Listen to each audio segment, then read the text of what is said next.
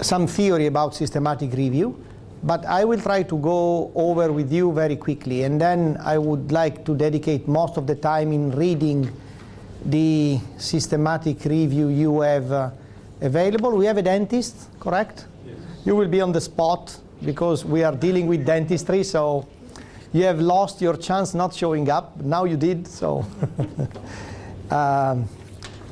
Personally, I don't feel comfortable dealing with any dentistry topic I'm not knowledgeable about enough.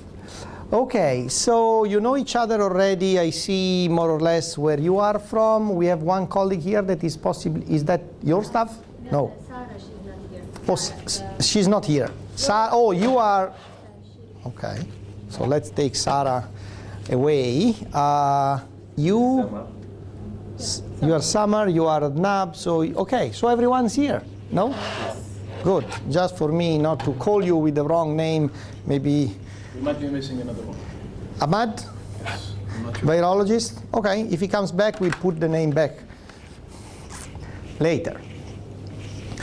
Good, so we are all here. So let's see how can I operate this one. Maybe I can turn it around.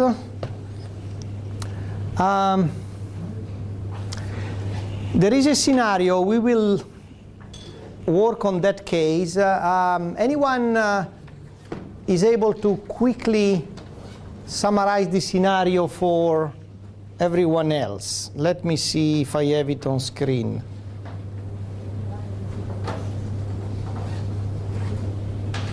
Okay, this is the scenario. So Mohammed see a nurse with a aching tooth,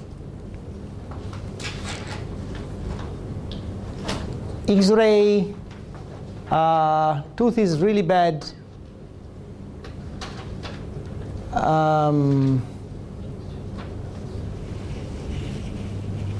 you take it away, and now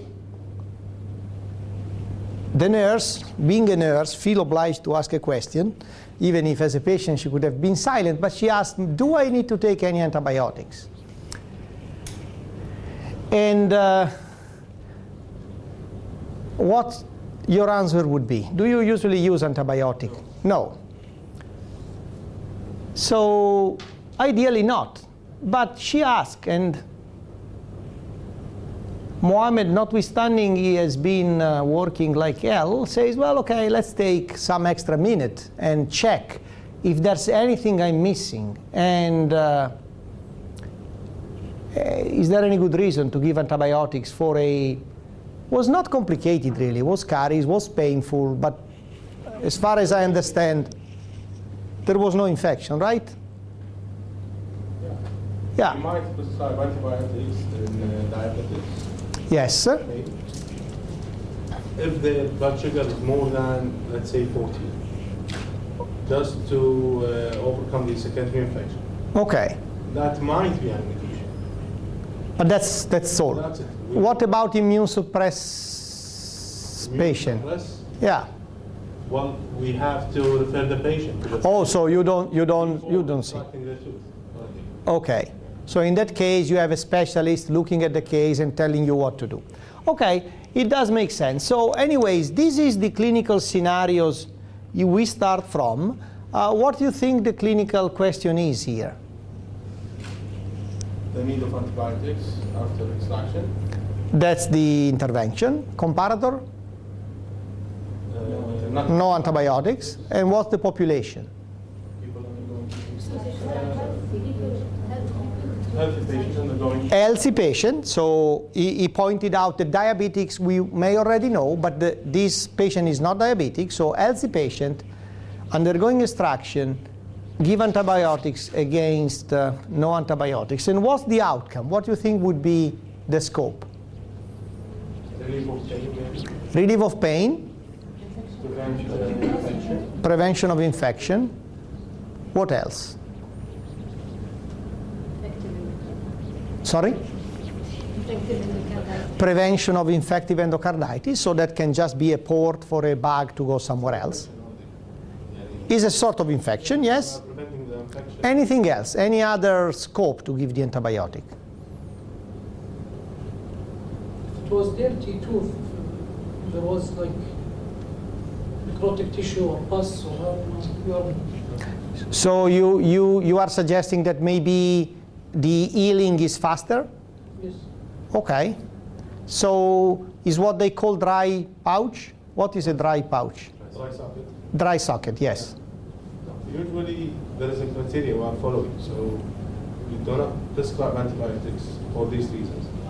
Dry socket can happen anywhere with no, I mean, we can't prevent it sometimes, even if we prescribe antibiotics. We have to debride the socket and place a dressing inside the socket, Okay. not giving antibiotics. So even patients with dry sockets, we just debride the socket again and we place a dressing inside. So you don't give antibiotics?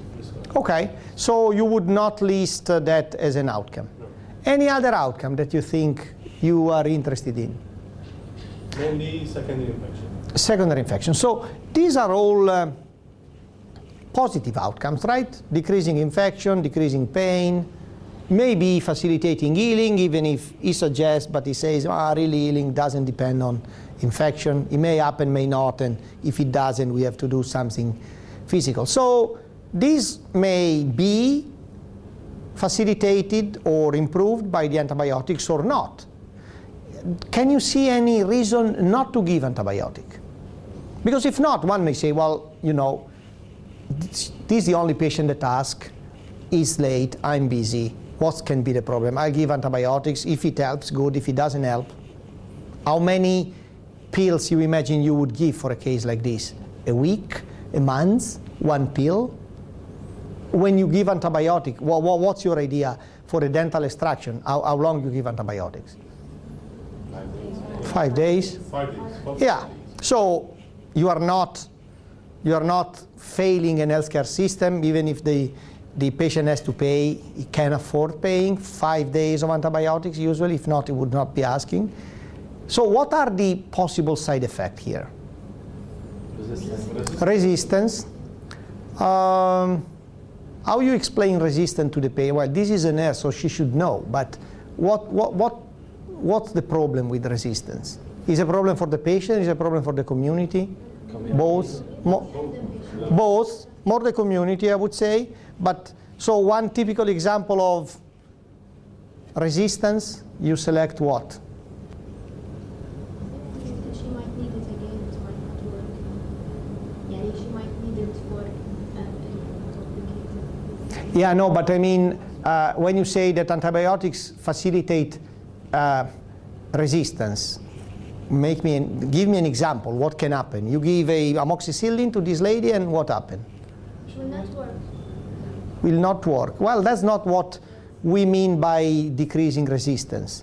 We are not worried that the patient has already resistance. The worry is I give antibiotic to people not needing it, and I increase the problem of resistance. But what's the mechanism? The organism becomes more resistant in the community. So there's another patient Which are, that won't work. okay, so you may select a beta-lactamase staphylococcus or MRSA that cause no problem in that patient, but then shaking hands goes to another patient and then gives an infection of a resistant bug strain in another patient. Okay, fine. Any other complication? Eradicating flora. Eradicating the flora, so what that cause to the individual? Okay, so C. diff, colitis, not likely with 5 days, but maybe, and that's maybe important, or Allergies.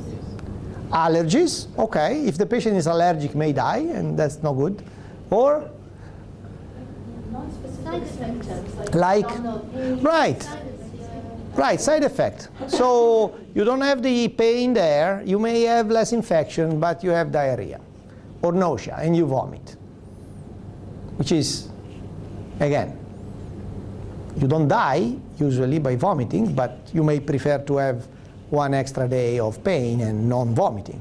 Depends. Okay, good. So we have positive. I'm trying to show you that in deciding you will need information on both.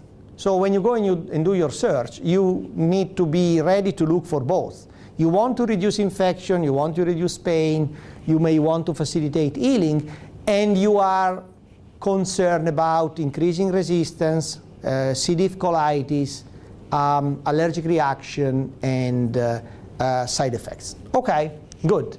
So that's your PICO, and I think that this is what we have here. And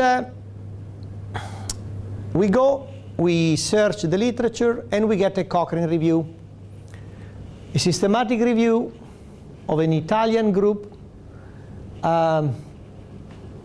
assessing the role of antibiotics to prevent complication following tooth extractions. Seems to fit our case, right? Now we have a choice here.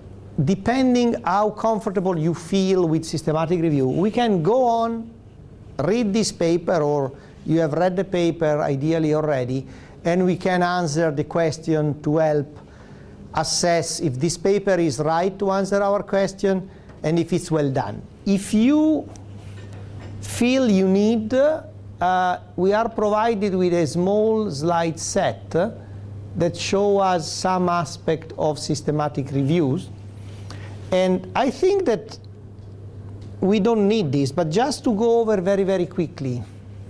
So you have seen this already, systematic review. The main value of systematic review is that reading this systematic review let you appraise at the same time all the studies, whatever kind of studies were there, that have been done. So you read one systematic review is like reading, I don't know, 10 or 15 of these, or 10 or 15 of these. The main value is that you read one paper instead of 10, 15, 100, because it's a summary of all of those. That's the reason it sits on top. We have discussed yesterday, right, the difference between systematic review and non-systematic review. Any question on that? It's clear what the difference is. Any comment? So the systematic review adopt a protocol to make transparent the process of assessing all the studies. We have covered yesterday also this one here, the difference between a systematic review and a meta-analysis. Systematic review is searching all the literature and appraising all the literature that is relevant to your question. Then, if you can, you do a pooled analysis. Sometimes you can, sometimes you cannot. We will see what happened in this paper. Is the difference between systematic review and meta-analysis clear to you? Any comment or question? Feel free. Yesterday we touched base on in 5-7 minutes, so you may well say, I didn't get it. Why don't we discuss it again? Okay. We can always come back just to refresh. So, search, identification, selection, appraisal of the quality, and synthesis of all the studies. And yesterday I tried to tell you that it is as important to do well this job, so searching, identifying, selecting, appraising, summarizing, and doing this in a standardized way so that I describe what I will be doing, and if he decided to do it again and reads the method, he can get to the same set of studies and the same data extracted. So it's not that I pick what I like. And it's extremely important to reach every study. And the reason why we want all the studies is not that we like to work a lot, we don't like to use all the 75 minutes, is that we want to be sure that for all the experiment that has been done, we get all the result. Because the truth is somewhere in there, and the more we consider, the more likely is for us to get a good approximation of the truth. Now, all the studies is based on a valid concept. repetition of experiment, I want to have all of them. The time I spend to get to all studies and how picky and sort of maniac I am in being sure I get all studies is more of an opportunity question. If you ask a librarian, they only do that in life, they will tell, oh, systematic review, 95% of time is searching for studies. 5% you do all the rest. As practicing doctors or epidemiologists, we say, well, okay, this is as important as all the rest. So you have to put a limit. The idea is I do not exclude any study. I try to reach all of them. But if someone asks me to go over manually the abstract book of all the American Society of Hematology meetings, which are 4,000 abstracts anytime, and there's no way of searching them electronically before 2003, I say no way. No way. And why no way? Well, because say I find 2 studies that were then published later on that add 20 patients to 4,000 patients. What can be the difference? So there is a limit. The concept is you don't exclude any, and you do a reasonable effort to find all, but is a reasonable effort.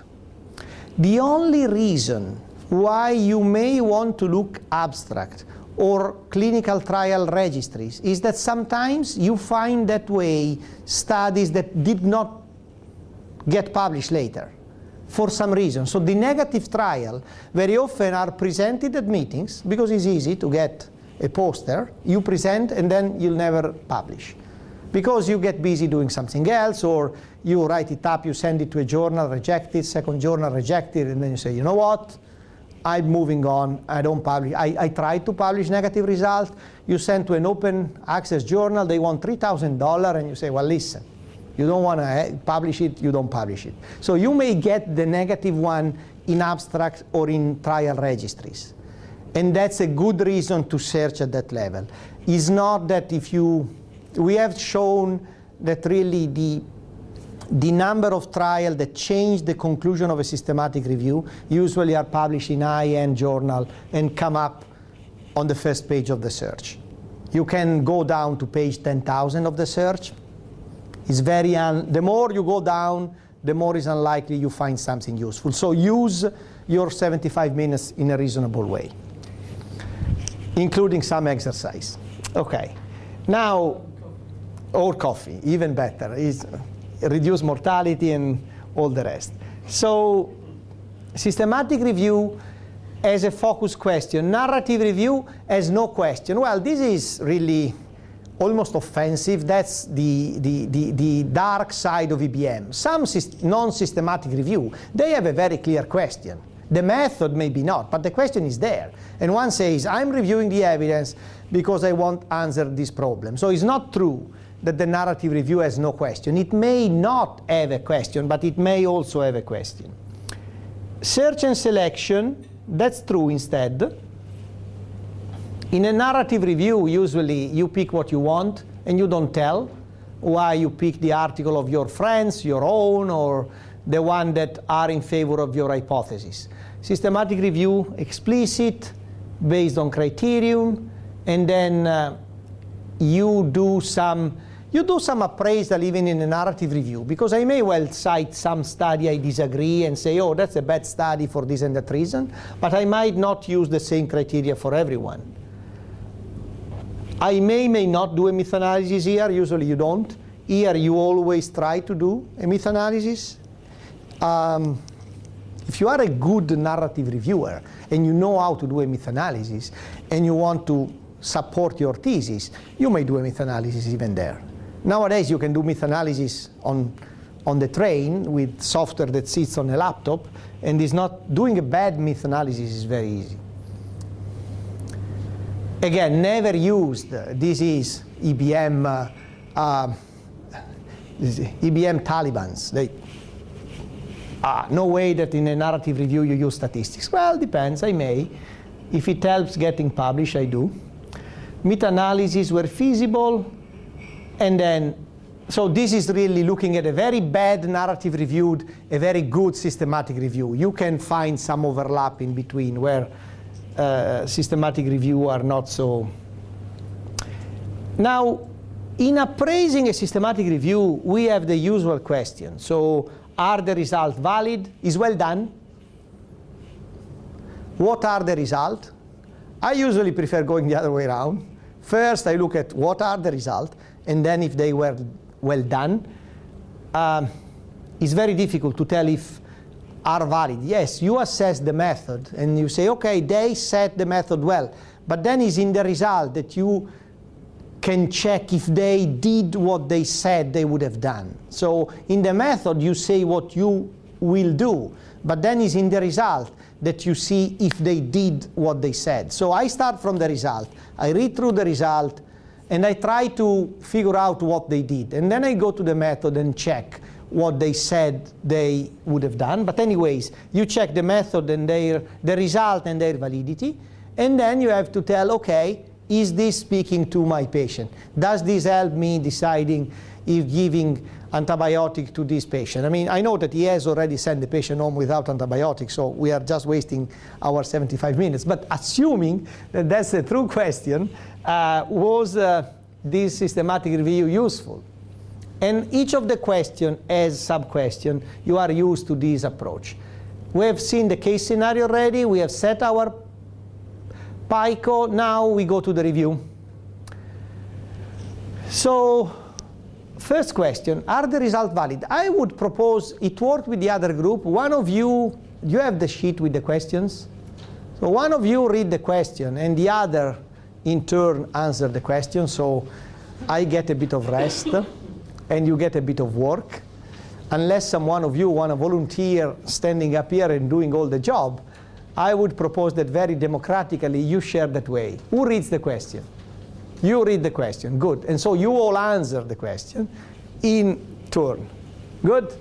Is very fair, is democratic, no one is excluded, no one is on the spot. Besides him that reads, but that's fine. Good. Start, please. What's the first question? We're talking about this, right? Yes, yeah, that one. So the first part, we're looking at the validity of the results. Did the review explicitly address a sensible question?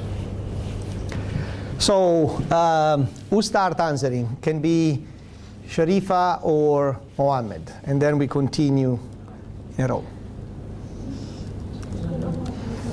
And if you have not, so we have another option. We have not anymore 75, but we still have 40 minutes. Do you want to take 5 minutes and read the abstract and skim the method of the review, or you have it fresh in mind? What do you think?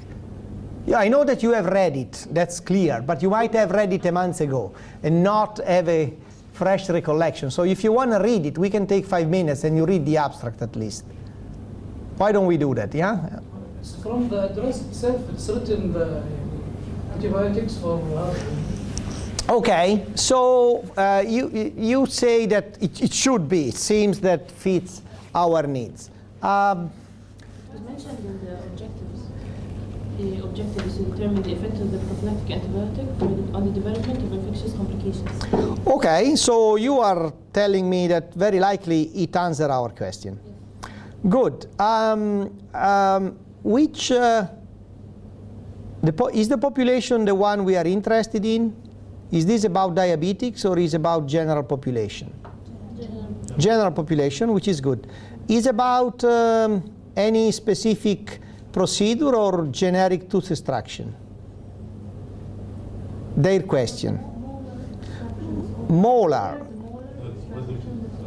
So molar is good as a representative of teeth or not?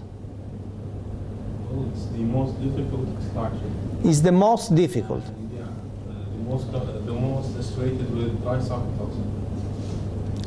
Okay, so it might be a population that is identical to, I mean, this patient would have been enrolled in studies on molar extraction or not? Yes, okay, so it's good. What else can we use to judge if these make our case?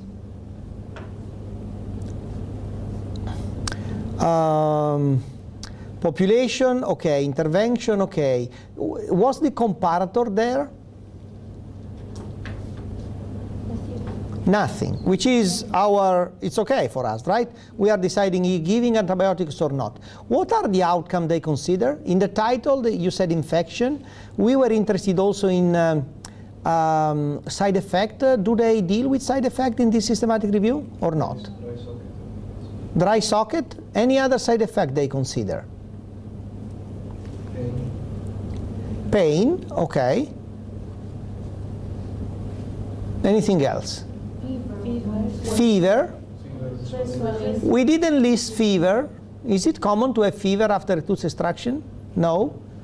Okay.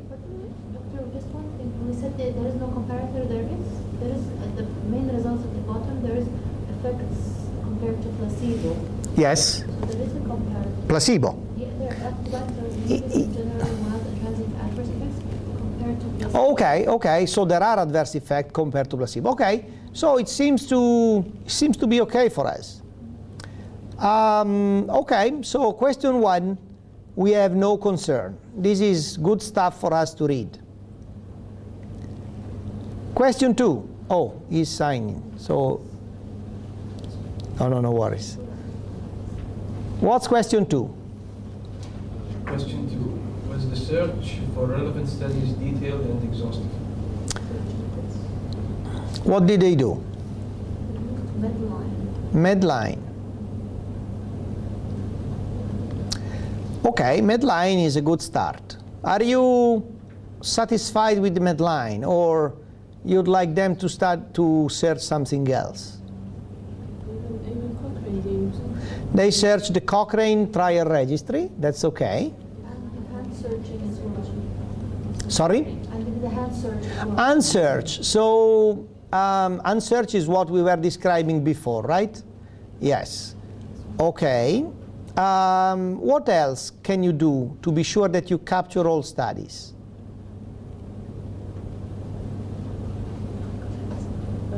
They mentioned that there are no restrictions regarding language or date of publication. Okay, so they search all the literature, not only English or in this case, I don't know, Chinese or Arabic, every language, fine. Unsearching, we said.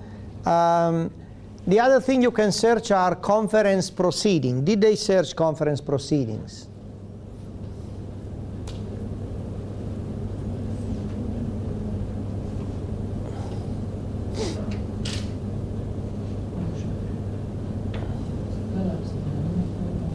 Which section are you checking? Search methods. Good. Sounds to be the right spot.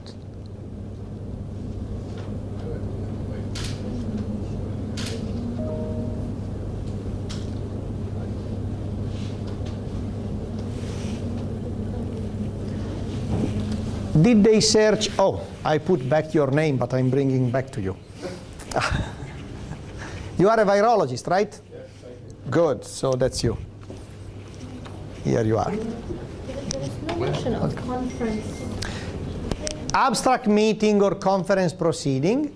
I think they did. They did contact publishers who were, sorry, not publishers, authors. Authors. Oh, okay. Authors who they thought were to identify unpublished studies.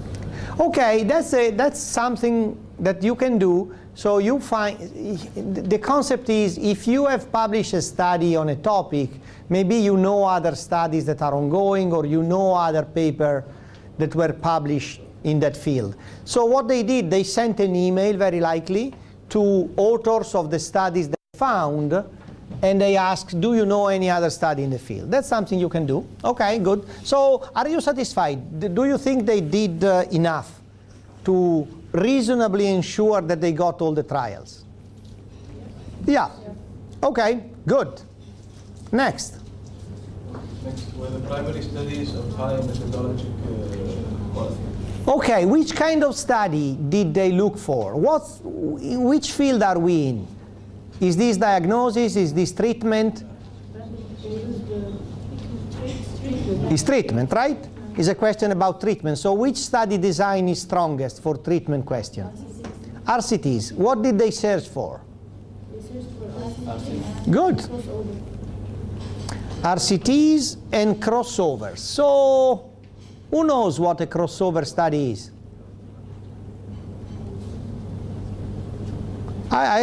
You are not supposed to know. If you know, good. If not, I'm telling you. You mean the region itself, or? No, she says they search for crossover study. What are crossover study? I think you apply that reason for the same patient on one side and not on the other side. Yes, so a crossover study is a study where each patient receives both treatment. So the dentist, in this case, extract 2 teeth, very likely, or consider the patient for 2 subsequent tooth extraction. And what happens is that the patient gets in the study and is randomized to one of 2 arms. So say this is antibiotics and this is placebo.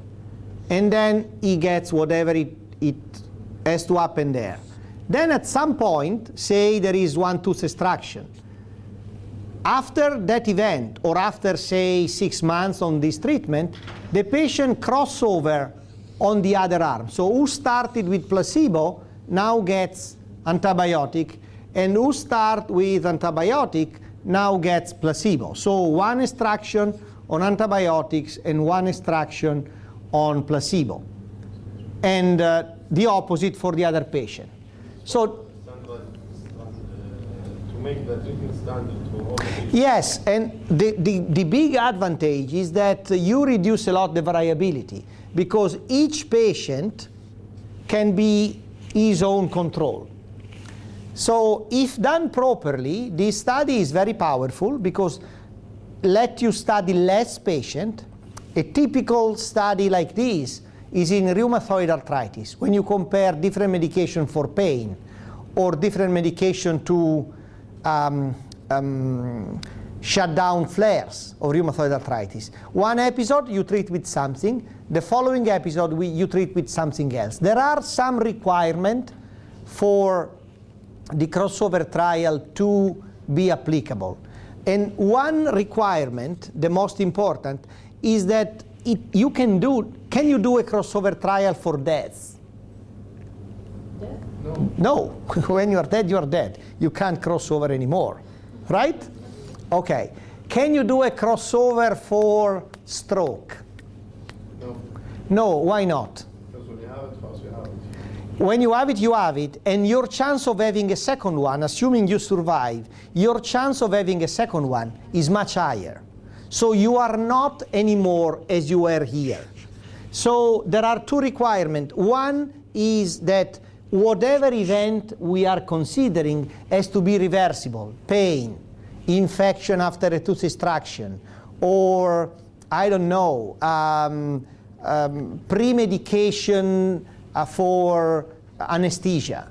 Something that happens and then goes back to normal. And you have to go back to normal. So if your disease is that you get a flare and then you are at a, well, difficult to read, higher level, and then you have another flare and you don't go down to baseline, but there is an increasing baseline of disease, you can't do a crossover because the way you are here is different from when you are there. The other important characteristics is leaving a washout period. So these 2 events have to be separated by some time that let this return to baseline to happen. Please. Do we consider the crossover as a weak point, or? Depends. So if the crossover study is done for a population where the event is reversible, goes down to baseline, there has been a sufficient washout, and the analysis was done properly, is a good design. Sometimes it's not the case. Please. We cross over all of the participants if we switch the 2 groups? Yeah, all the participants needs to cross over. When do we do the crossover? Depends on the study. So say you are doing a crossover study for flu vaccine. One season, you do a crossover 1 year apart. You do the flu vaccine only once per year, right? So this year you are vaccine, next year you are no vaccine.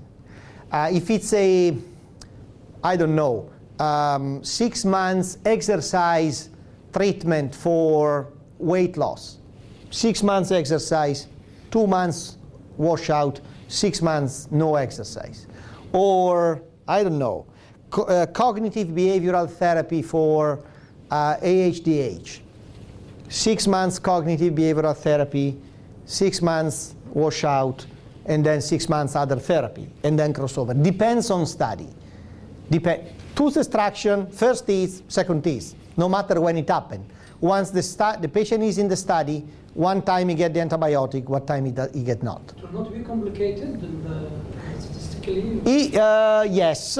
So the analysis of this one is a repeated measure ANOVA with a random effect for allocation. Random here is not to what? Because everyone gets everything. Random is you start with one or you start with the other. That's way you are, because you might have that having one first and the other one later doesn't affect. So in your statistical analysis, you also test for, does it make a difference to get A first and B or B and A? So it's a bit more complicated. You have a analysis of variance where you consider sequence, you consider the random effect, and you consider the treatment effect. But you need a better statistician, you need many less patients. So depend where you put your money, into recruiting patient or paying the statistician. Still. That's why they made huge centers for statistics usually. Yeah. Okay, so they said if we find randomized control trial, we do use them, and they also say that if we find them, we use the Elburn method to analyze. It's too specialistic for us, but Elburn method is a very powerful method to analyze random crossover trial. Okay, what else? Are we okay with this? I would say so. Randomized trial are okay for our question. So, next. Next question. Were the assessments of the included studies reproducible?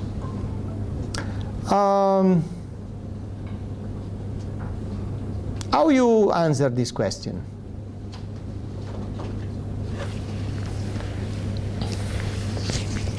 It's a tricky way of asking a simple question. So what are they asking?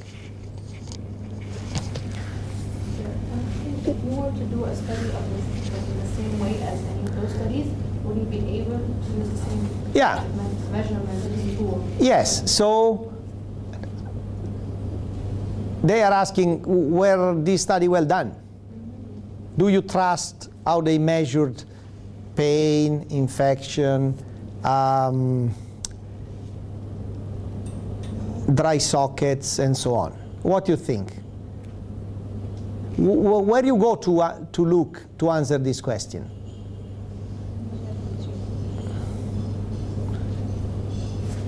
From where they collected the data, like It's reproducible. It means that I'm going to do the same method and the same concept again and again, and I'll have the same. Yes. So being a randomized control trial, when you expect that if you'll do it again, you'll get the same result, when the studies is well done. So did they plan to check, what the question is asking is, did they plan to check quality of studies, and which way? Did they choose a reasonable outcome? How did they measure infection? How did they measure pain? Where you look for this? You look two zones. One is where they define outcome, what they accept for outcome, and the second is what they do to assess the risk of bias. Is a Cochrane review, usually risk of bias in Cochrane review is not left to your choice. You have to use the risk of bias tool that the Cochrane provides you, the one that produces those plot, green, red, and yellow bubbles. Did they do that? Yes. Is more green or more red?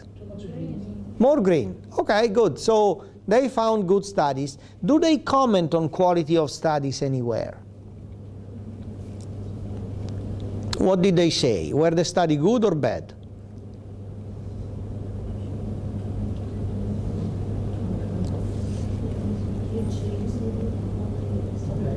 I would expect that, I mean, if you see most green, they should be happy with the studies, but you'll never know. Quality of the evidence. Yeah, what did they say?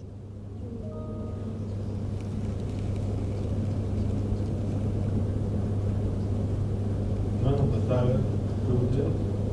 We're at low risk of bias. None of the trial was at low risk of bias. Not really good. So every one of the trial had some risk of bias. They use the grade system. They use the grade approach. Yes, there is an evidence profile in the beginning. We will see tomorrow how that works. So in general, we will see the result in a second, but in general, are you satisfied with what they did? So it seems that they looked into the risk of bias, they filled out the color plot. Mostly this trial were red, so I would say on that side it's acceptable. What's the can you find the definition of the outcome? Usually it's a section in the methods after population, then they describe the intervention, and then they describe the outcome. What they were looking for in terms of outcomes? Primary outcome was post-surgical complications Surgical complication. of infective in nature, including alveolar osteitis, pain, fever, swelling, and trismus. And secondary outcome is also mentioned. So I think we need help from our dentist colleague. Are those reasonable outcomes to look for? Surgical complication is something that is objective. What you call a surgical complication, another colleague call a surgical complication. Do you agree on how you define those? Yes. Need for reintervention or stitching is objective. You would say that is reproducible? Yes. Yeah, okay. What else they went for? Secondary outcomes. Yeah. Other post-surgical complications, and any adverse effect related to antibiotics. How did they measure this adverse effect? They look clarifying which. They don't define. Yeah, usually the problem with adverse effect is that whatever the patient reported, and that can be very variable. Usually the quality of reporting of adverse effect is very, very poor. And I think that in this case is more or less the same. Anyways, what's our answer to the question? Yes. I would say that it's okay. They did what they could to measure reproducibility. Next question. What are the overall results of the study? Okay, what did they find? So does it work or not?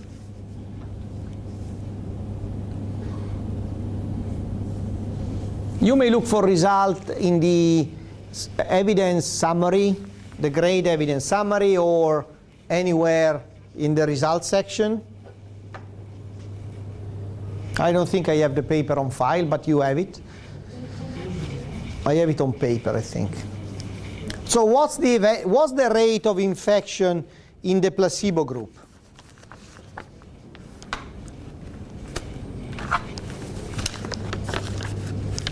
Maybe it's in the abstract even.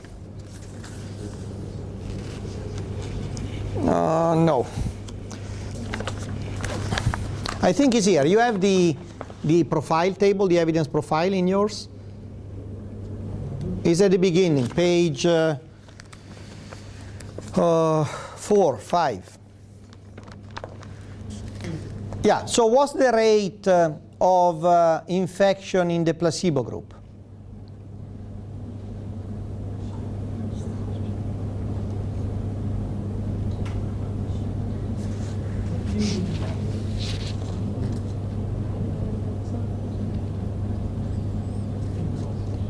Oh, I found it in the table. You can find it wherever you want. I just want to know how many infections in the placebo group. 118. 118 in 1,000. Okay. And what's the rate in those treated with antibiotics? 34. So in the placebo group, we have 118 in 1,000, and in the antibiotic group, we have 34 in 1,000. Good or bad? Come on, guys, good or bad? It's better than the antibiotic. It's better, yeah, so it works. And what's the relative risk? Okay, so is a 70% reduction from 120 down to 30. Is 3 in 4. So you save 3 infections in 4. What's the number needed to treat?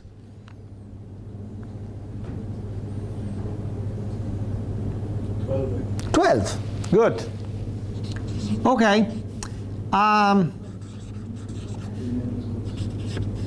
Now, this is infection. Any other outcome you want to consider? You have said pain. What's the... Excuse me. Please? How do I, can you remind us please, how do we measure again the number we need to treat? Oh, yes. So is the difference between these two. So the relative risk reduction is 0.22. The difference here is about, so 34, 18, 90, 86, I think. So you have 86 less in 1,000. So would be 0.086. 1 over this is 12. So you calculate the difference. Okay. Those 118 minus 34, these get to 86 or something like that in 1,000. So this is the difference. How many less? 1 over how many less give you the number needed to treat. And is the relative risk reduction and the relative risk are the same thing? The relative risk is what's the risk here as compared to there. So the risk here is 1/3 of there. So the relative risk is 118 over 34. This is about 0.3. The relative risk reduction is how many less, instead that 1 over this is 118 minus 34 over 118. How much in proportion I have reduced that one? Which is usually you can do that way, or you can do 1 minus the relative risk. So the relative risk reduction is 1, the non-changed risk, minus the risk reduction. It gives you the proportion. Usually it's the complement to 100. So relative risk of 30%, relative risk reduction 70%. Instead, the number needed to treat is the 1 over the absolute risk, which is the difference. So what is the absolute risk? The absolute risk is 11% here, is 3% here, so the difference is about 8. And so 8% is the relative risk, is the absolute risk difference. 1 over 8 is 12. Then if you do the rounding, it comes to 12. Was, I think, 7 to 15 or so. So, clear? Do I need to cover again? No. Okay, thanks. So for infection, we have a number needed to treat of 12. What about, why don't we make it simple? Do we have side effects in this table?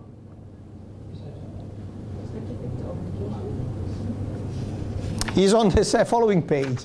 There's one line of the following page where side effect ended. So what are the number for side effect? 49.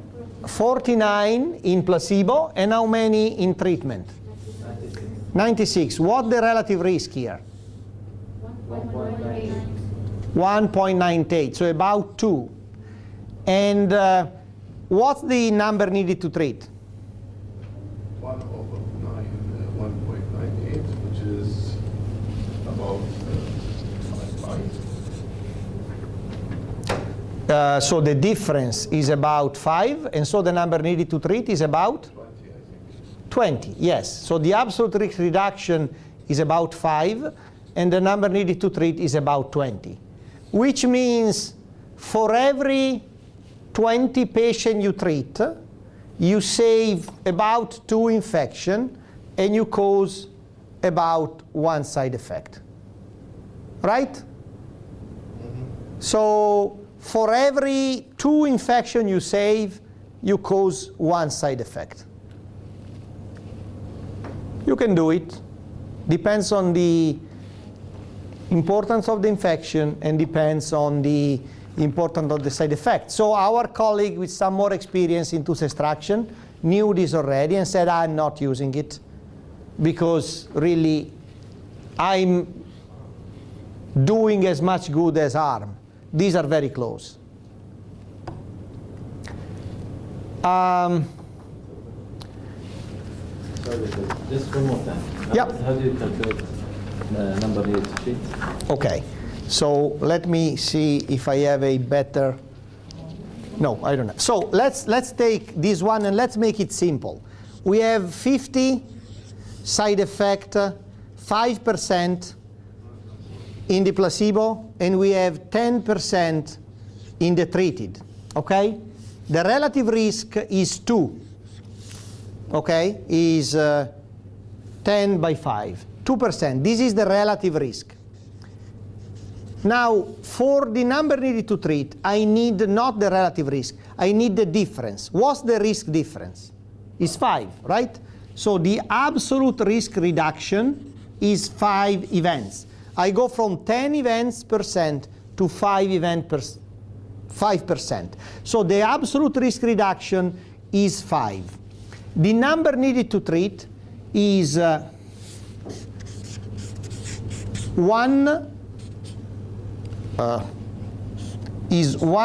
divided by the absolute risk reduction.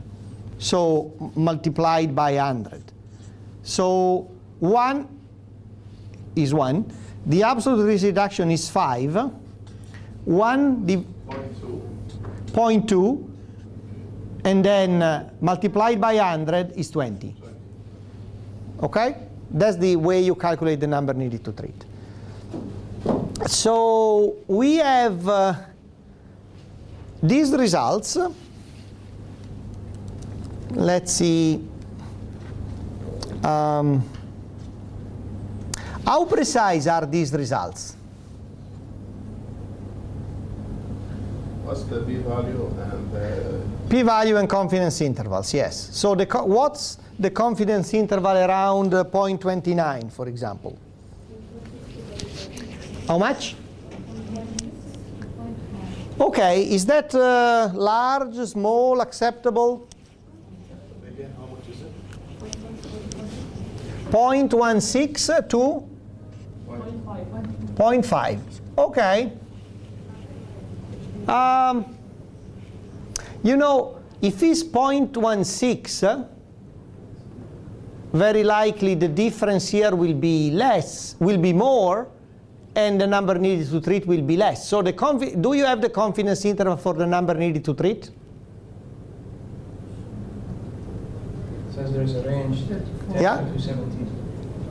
13? 10 to 17. 10 to 17. Okay, and you have the same for 20 for the number needed to treat for side effect, number needed to harm for side effect? Sorry, how did this 10 to 17 come from? Well, so the confidence interval for the relative risk is 0.16 to 0.50. If you calculate using the 0.16, where you go from 118, where you go down, and then you do it for 0.50, where you go down if it's 0.50, you get 2 different absolute risk reduction, and then you calculate 2 different, you have to redo all these math considering 0.16 and 0.50. You do the same math and you get to 10 and 17. Where you get here with 20? 8 to 200. So if you look at the extreme, 8 may be as low as this number, even lower. right? So if we are unlucky and really we need to treat only 8 to cause one side effect, we end in causing more side effect than good effect. Because here the most conservative is 10, but here is 8. On the opposite, if we are lucky and the reality is that you need to treat 200 to get a side effect, well, then 10 as compared to 200 would be good. Taken together, there is not enough precision. I don't know, I can't tell. Because if it's the lowest, I'm making more harm than good. If it's the highest, I'm making good. Since I don't know where it is, I have to say results are imprecise. It's not really judging, yeah, this seems not bad. But if you consider this range around 29 for what it matters in terms of number needed to treat, and you consider this number needed to treat together with this other number needed to treat, taken together, we cannot really tell. Make sense? Okay. What's the next question? Were the results similar from study to study? Okay, is there heterogeneity? Where do you look for heterogeneity? Forest plot. You have a forest plot? Usually in a Cochrane there are hundreds of forest plots. So the problem is not finding them, is find the right one. I don't think I have printed them. So, first of all, to have a forest plot, you have to have a myth analysis. Did they do a myth analysis? Yeah, they did, because you have result in terms of relative risk and absolute and number needed to treat. Those are out of a myth analysis. There is a funnel plot. Funnel plot is good, but the funnel plot is to assess publication bias. No? Is there a forest plot or not? No? Still searching. Still searching. Good. This one. There is this one. On page 58, there's one. 58 sounds a yes. Good. Yes, yes, that's the one we need. 58. Okay. Yes, that's the one. I mean, there are subgroups there. Is there anyone without subgroups? Let's see. Go earlier. Yeah, 1.1. So page 56.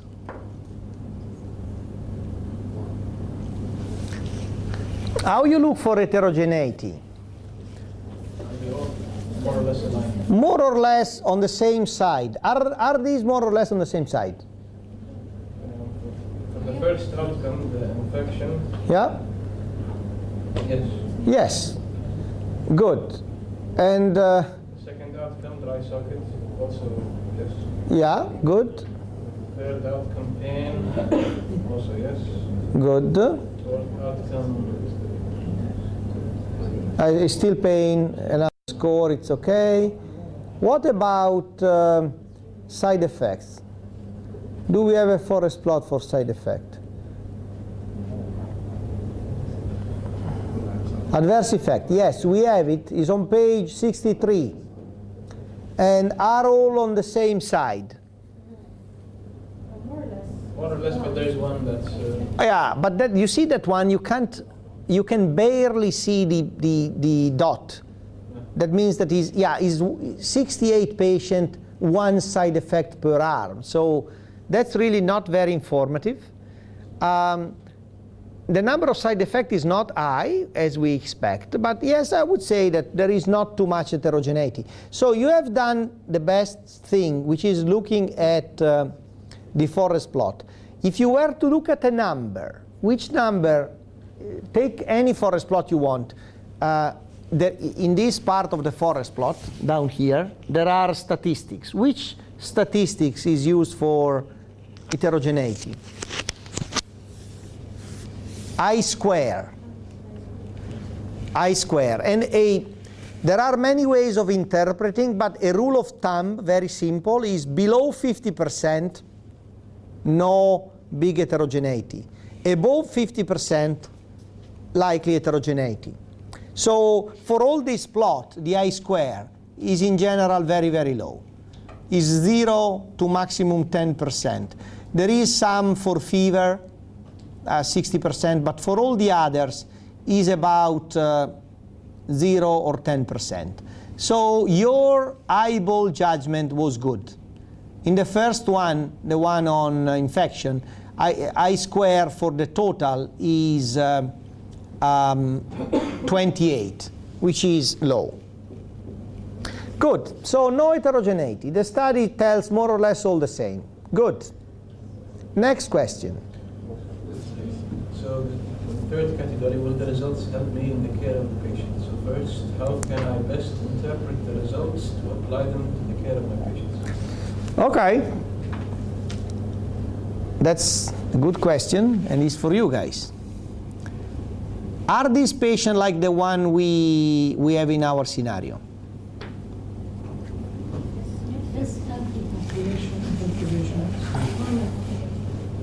The only thing is that most of these were impacted wisdom teeth. And this was a molar, but was a molar with cavities. And I don't really know, so we have to ask again the field expert. Do you think that we can use evidence on impacted molar to decide what to do in a molar with cavities? Are they similar enough? Is different. So what can happen? Where is more likely to have infection? In the impacted molar? Impacted molar. So if he's right, and I have no reason to think that he is not, it means that very likely, since the infections are less common in tooth with cavities as compared to molars, we are more likely to be on the high end here. So if you need 10 impacted molars to save one infection, if the infection is less likely in normal non-wisdom teeth, then maybe we are closer to 17. We might even be at 20, right? So our doubt become even bigger, because this is not exactly our population. It's a close enough population to consider this reasonable, but the chance of infection in the population studied is higher. So we might do, of course, would you expect that the risk of side effect is different? So the risk of having nausea and vomit is different if it takes out of you a wisdom teeth or a standard teeth? It should be the same. That's related to the antibiotics, not to the teeth that he pulled. So the risk of complication stays the same. That's good information. But the risk of infection may be different. So this is a bit decreasing our confidence we can use the result. Any other doubt about being able to apply this result?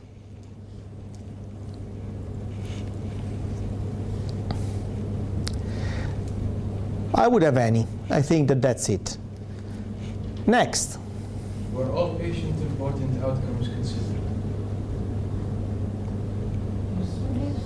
Yeah, I think that the one I mean, you had read this review, but when initially we decided what we were interested in, we did it before reading the review. So we said, these are the things we want to have numbers on, and they provided answer to all our outcomes. So I would say from that perspective is okay. And what's the last question? Are the benefits worth the costs and potential risks? Would you give this nurse an antibiotic? No, no. And by the way, he sent already the patient home, so we have no chance. We should run after her, calling by phone. Yeah. So no, we don't, because there is not enough evidence out of this review. Okay, good. Any question before you stretch, please? Yes, I have questions for me. Any study or trial or whatever I should detailed it like what we are doing here. I mean, how many patients, what are the cure, the risk, the hazard ratio? Especially like this paper, it's 73 pages. Yes. So the short answer is yes. Ideally, you should base your clinical decision on appraising the evidence this way. Of course, you don't need to do it for every patient, because at this point, until there is different evidence, any patient we will go the same way. But ideally, you would need to do so for every decision you make. And you may well say that's impossible. And that's why there is a pyramid and there are sources. Because how you would decide to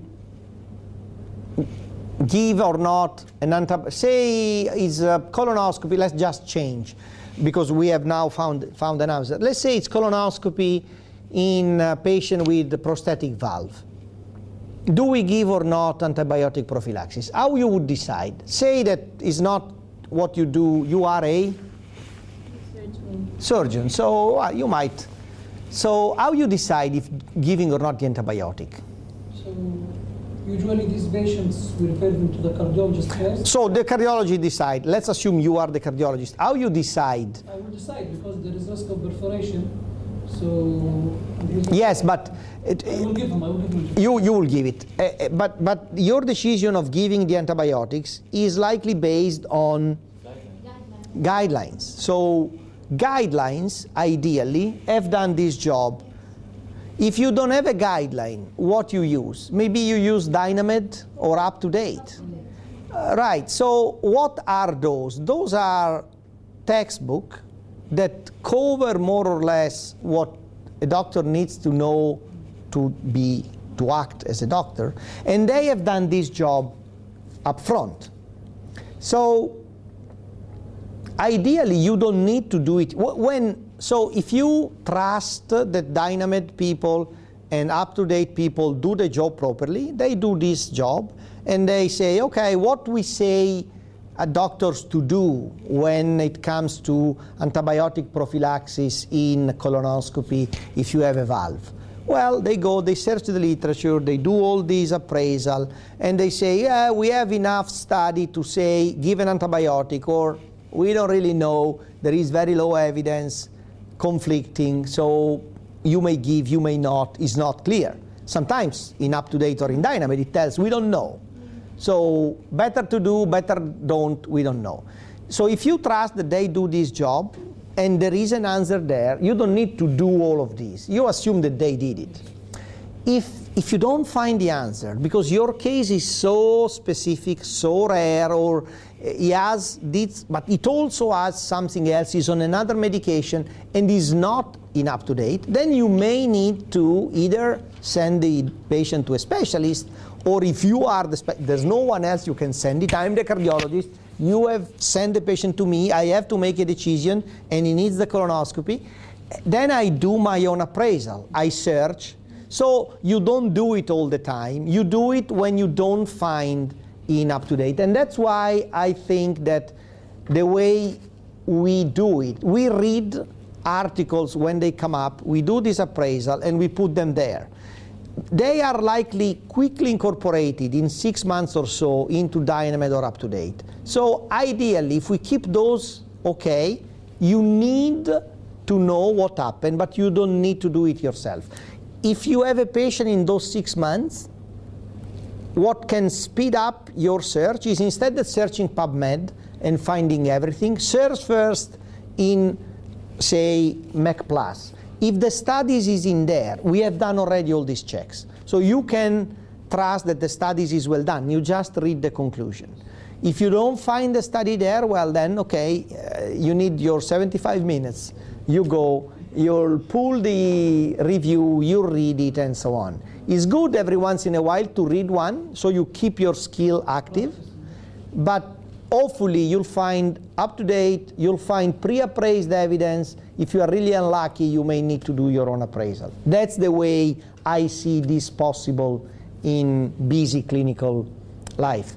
If not, you guess, like many doctors do in many cases. You say, I don't know, toss a coin, take your antibiotic or not. Still better than nothing.